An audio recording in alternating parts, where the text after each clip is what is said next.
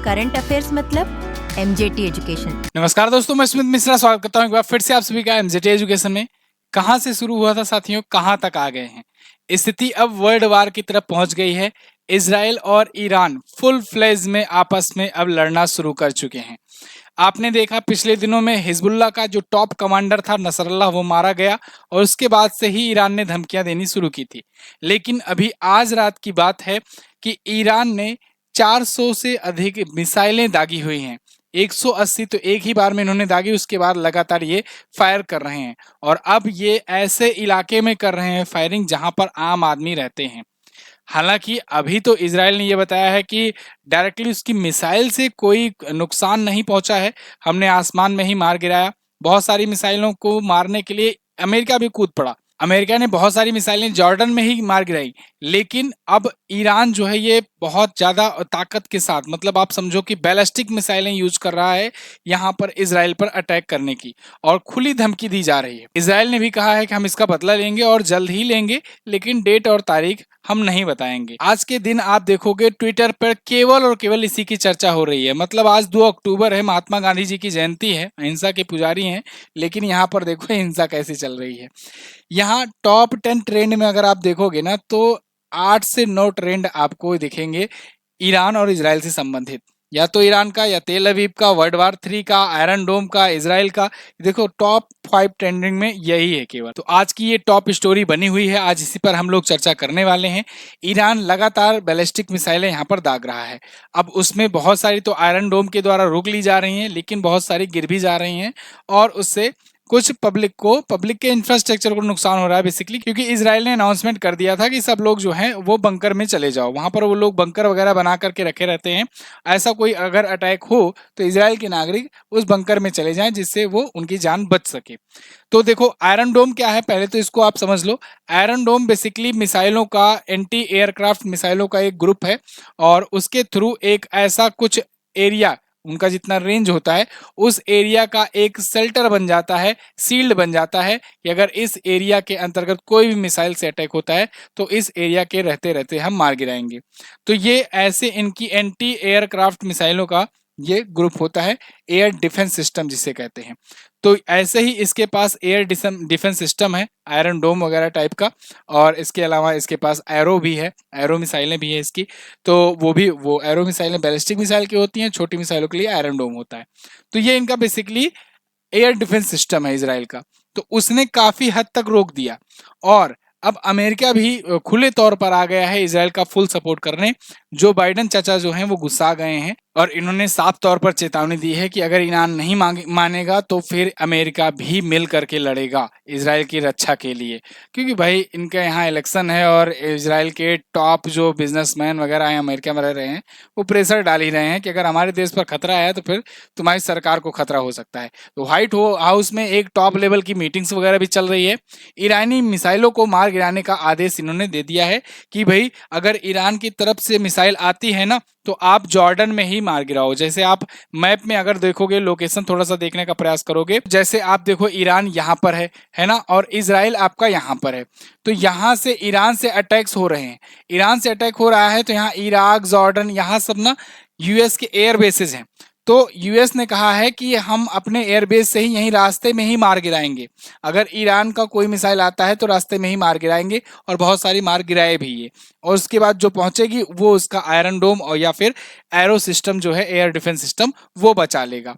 तो इस हिसाब से इजराइल की रक्षा करने के लिए बात कह रहा है अमेरिका, मतलब अमेरिका पूरा फुल सपोर्ट में आ रहा है। अच्छा, ये सारी चीजें जो है ये शुरू कहाँ से हुई? शुरू हुआ दोस्तों मोदी जी के बर्थडे से, और अभी देखो गांधी जी के बर्थडे तक पहुंच चुका है।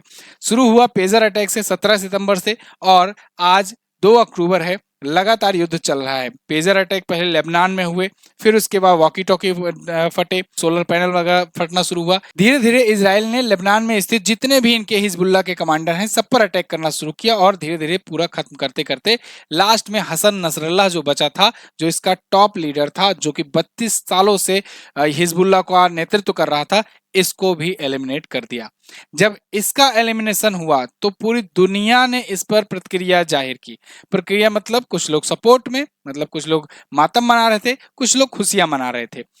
दुख की बात तो ये भी हुई कि भारत में भी बहुत सारी जगह ऐसे देखने को मिली जहां पर शोक सभाएं बाकायदे आयोजित की गई। आप देखो दिल्ली में बाकायदे एक शोक सभा आयोजित की गई है।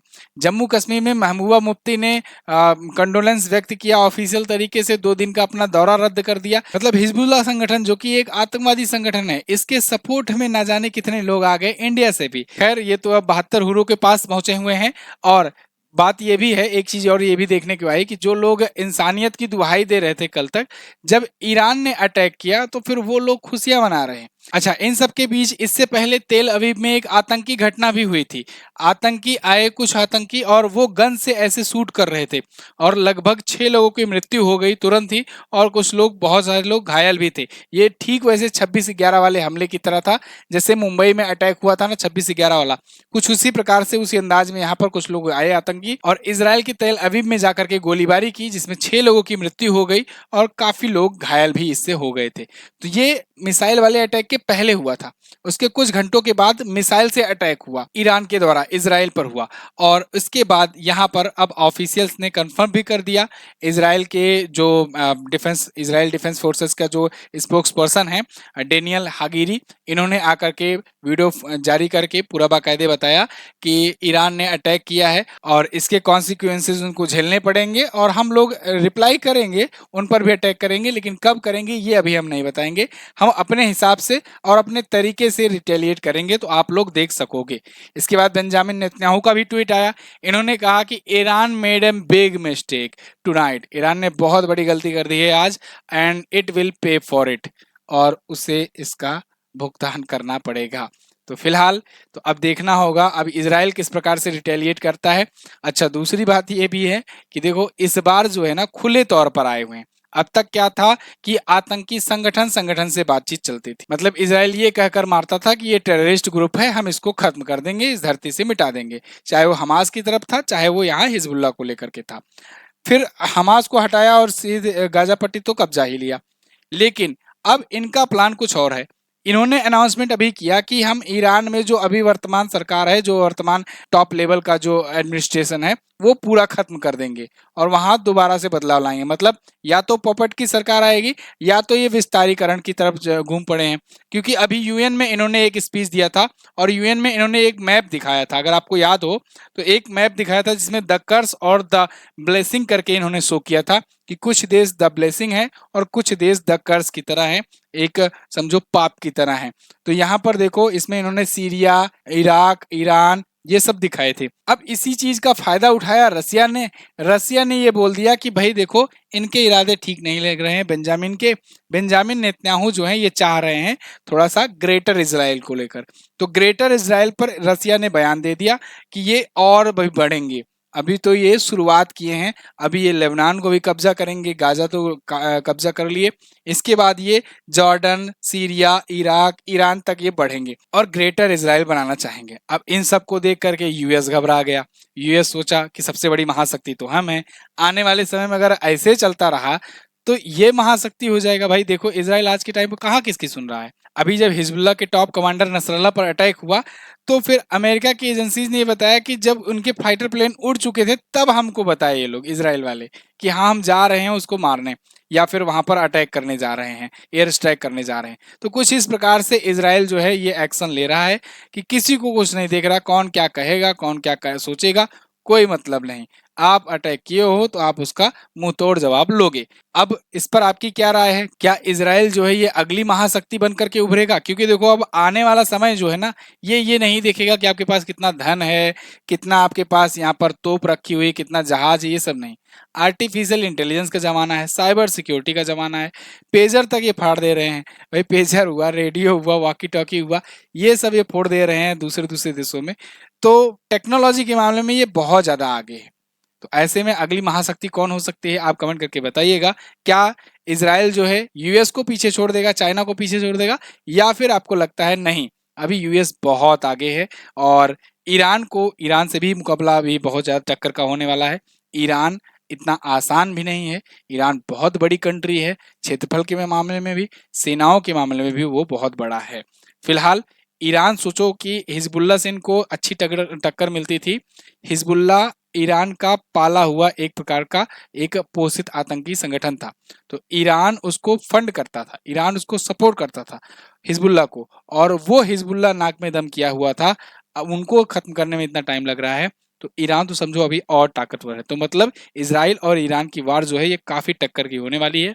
इस पर आपकी क्या राय है आप लोग कमेंट करके जरूर बताइएगा। और हाँ, एक और जरूरी बात कि देखो, संकल्प बैच में ऑफर फिर से स्टार्ट हो गया है दुर्गा पूजा के अवसर पर और नवरात्रि के अवसर पर। आप संकल्प बैच को मात्र 399 में एक बार फिर से प्राप्त कर सकते हो। तो ये आखिरी मौका है, आप 399 में ये बैच प्राप्त कर सकते हो। करंट अफेयर और स्टैटिक जीके का साल भर का कंटेंट आपको टॉपिक वाइज वीडियोस के साथ मिलेगी। इसके अलावा 12 महीने की ई बुक्स वगैरह भी मिलेगी। कूपन कोड में आपको यूज करना है Durga, DURGA। Durga coupon code use करोगे तभी आपको 399 में मिलेगा। आप एमजेटी ऐप पर जाकर के ले सकते हो। इंडिया के किसी भी एग्जाम की तैयारी कर रहे हो, पूरा करंट अफेयर आपको यहाँ पर मिलने वाला है। एमजेटी ऐप पर जाना, वीडियो कोर्स में जाना, वहां से मोस्ट पॉपुलर बैच में जाकर के आप कूपन कोड अप्लाई करके इसके परचेज कर सकते हो। किसी भी डाउट के लिए आप यहाँ पर व्हाट्सएप का आइकन बनकर आएगा, आप हमसे बात कर सकते हो और कंसल्ट कर सकते हो, क्या क्या मिलेगा, जो भी डाउट हो वो पूछ सकते हो। इसके अलावा डेमो क्लासेस अवेलेबल हैं, आप डेमो भी देख सकते हो। थैंक यू सो मच, मिलेंगे अगली वीडियो में, तब तक के लिए नमस्कार, जय हिंद, वंदे मातरम।